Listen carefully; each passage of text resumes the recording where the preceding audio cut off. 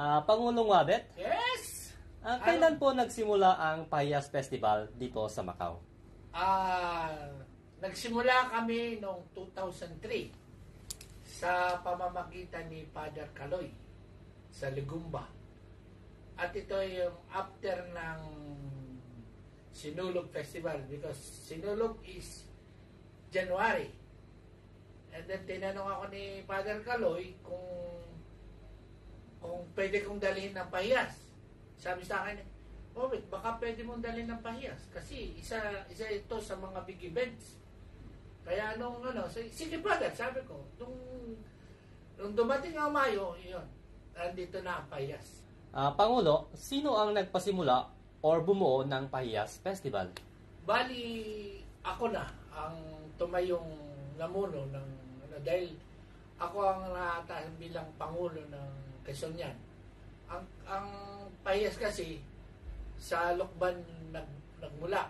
Ako'y tubong Lukban, kaya sa akin nagmula yung Pahiyas. Pangulo, Yes? bakit niyo po naisipan na dapat magkaroon ng Pahiyas dito sa Macau? Yun nga, yung kagaya ng una kong nasabi na suggestion ni Father Caloy na magkameron ng pahiyas dito. Kaya nakumbinsi ako na dalhin nga ang pahiyas dito. At sumang-ayon naman ang aking mga kasamahan sa Quezonian na magkameron kami ng pahiyas.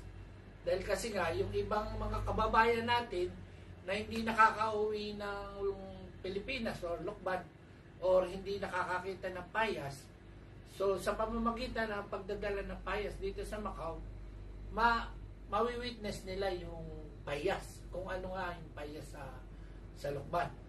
At Pangulo, di ba, kung titignan din natin, katulad namin, nung kami ay kabataan, nag-umpisa tayo sa Flores de Mayo. Yes. Kung mga bata pa lang kami, Snake Flores de Mayo, yun na sila Mami Oni, kayo yung aming mga nag-aano sa amin nung sa simbahan para Yes, mag-Flores namin. Doon pa ang alam ko doon talaga unang na-inspire si Father Caloy na i-ano sa'yo dahil nga walang nakakaalam ng kultura ng Quezonian, diba dito sa Macau? Ako bilang taga Quezon, hindi ko alam ang pahiyas. Wala akong kalam-alam kasi sa Chaong kami ay Iba naman ng Chao. buling-buling. Ano, San Juan. Ano festival sa Chao? San Juan ba? Sa Basaan. So, na-inspire kami nung dalhin dito ang pahiyas sa Macau. Kasi wala kaming kalam-alam. Hindi namin alam kung ano yung keeping. Yes. Yung keeping, yun yung rice flour. Katulad nun? Yun, kagaya niyan. Yan ang tinawag keeping. Na palamuti, isa sa number 1 na palamuti sa bahay ng pahiyas. Yes, that's what. Yan ay minomold sa isang dahon.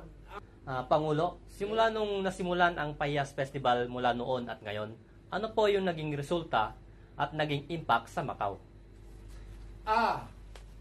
Nung unang sinimula namin ang pahiyas, ang ng mga tao ay kumbaga parang gusto nilang ma-feel kung parang nasa Lukban sila, di ba?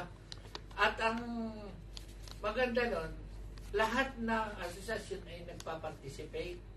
Mayroon tayong mga cultural dances, kung sa iba't ibang ng region ng probinsya ng Pilipinas. Kaya bawat region may kanya-kanyang palabas. At ganun din na sa mga Ngayon naman, ang naging impact, hindi na lang sa Filipino community. Yes. Ngayon, nakikipag-participate na rin sa atin ng iba-ibang lahi katulad ng Indonesian, Vietnamese, Myanmar, at saka Nepalese. So, nakikipag-participate, pati ang kanilang kultura ay pinapakita din nila sa atin sa pahiyas. At ang napakaganda rin, kung dati talaga ang Quezonian, talagang dinibote nila ang kanilang oras, panahon, dito sa pahiyas. Ngayon, ang nangyayari, ang Quezonian, ang mga taga-Quezon, ibinigyan ng pagkakataon ang different community ng Pilipino na mag-lead na katulad last year ay nung nakaraan isang Filipino Community Alliance. Last year is ang Kapampangan. Ay, nandito nga pala ang Pangulo ng Ayun, Kapampangan yan, si Association. Thank you, ha. Sila For po last ang- year, impact. Very nice. Basta kayo. Successful. ano ba masasabi natin nung last year, yung anong nagawa? Bali last year is kauna-unahang inilabas ulit natin ang Since pahiyas. pandemic, yes. Dahil sa pandemic at saka sa dahil nag-indoor tayo, no? Ilang indoor, taon indoor. tayo nag-indoor. Then, last year, kauna-unahan ulit na nilabas natin ang pahiyas sa public. Oo naman. Diba? Then, ang unang namuno ay ang Kapampangan Association. Yeah. And then ngayon, kuya. Ngayon naman. Ngayon may bago tayong ang gagawin na natin yung magiging hermano para meron tayong tatawagin kung sino talaga ang mamumuno o tutulong sa taon-taon kanya taon-taon.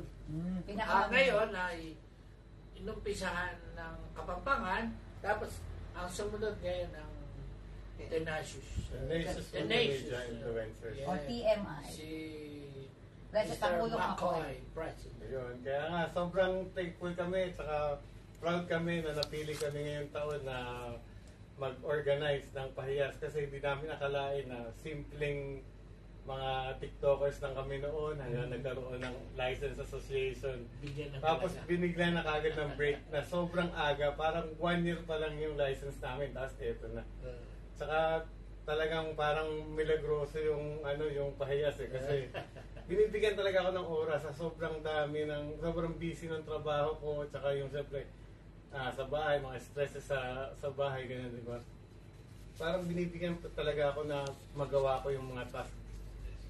Pati yung mga boss ko, pumapayag, okay, go and have a vacation, gano'n, or RDO, or day off, gano'n. Kaya, Ganyan talaga San Isidro. Mapaghimala. Oo. Alam mo nung nag-umpisa tayo, yung 2003, Oo. that time, umuulan ng malakas nung gabi. Oo. Hindi ako makatulog, ganyan. Tapos, hanggang alas 4 ng umaga. Tapos tumigil siya alas 10. Sobrang init naman. Nakailang rosaryo ako, Pangulo, sapagkat ako ang MC. Yun mismo ang At ang isa pa, habang nagpo-program doon sa Sintra, the time, is umuulan sa Taypa, sa Red Market, at doon sa venue, walang ulan. Ang At himala. umulan siya, pagkatapos nung habang kami naglilinis, yun ang isa sa mga miracle. May naalala ba kayo? Ilang taon po akong pilay? Ayaw nga pala. Oh, yes, that's why. Nung nagma-Macfield Angels, nagtuturo ako noon. Tapos, tuwing nagtuturo ako alam niyo talagang pilay, 4 years, no? Tapos, nung totally nag-devote ako ng pag-o-organize, dati paano-ano lang, patulong-tulong lang. Nung dinivote ko talaga yung pag-o-organize ko, kung naaano nyo, then bigla. Ang mga ilang buwan lang, may nagsabi sa asawa ko na idalhin mo yung asawa mo dito. That year, the same year, no, Ben? Nung past years. Tapos yun na, gulat na lang na ito. That's yung sabi ko, nag-umpisa ako na nung lalong nagkaroon ako ng oras nung pag-aano ko ng pahiyas, which is trabaho ko. Yung workaholic, nag-choreographer, inaano ko ang Macfield. Andyan ako lahat eh. Pero nung napilay ako, pilay, hindi. 2013 ako totally pilay na eh. 2013. Sumasayaw kami sa station. Oo, pilay talaga eh. Pero yung kasi nung time ng 2013, yung mga ganun kasi pa lang kami, parang intern, tulong-tulong lang kami na. Pero yung totally nag-organize, yung nag-umpisa na akong tumulong yung oras ko talaga binigay. Doon yun eh. Doon yung milagro. So kaya hanggang ngayon ay nakaliboto ako kahit hindi naman ako talaga taga-Quezon.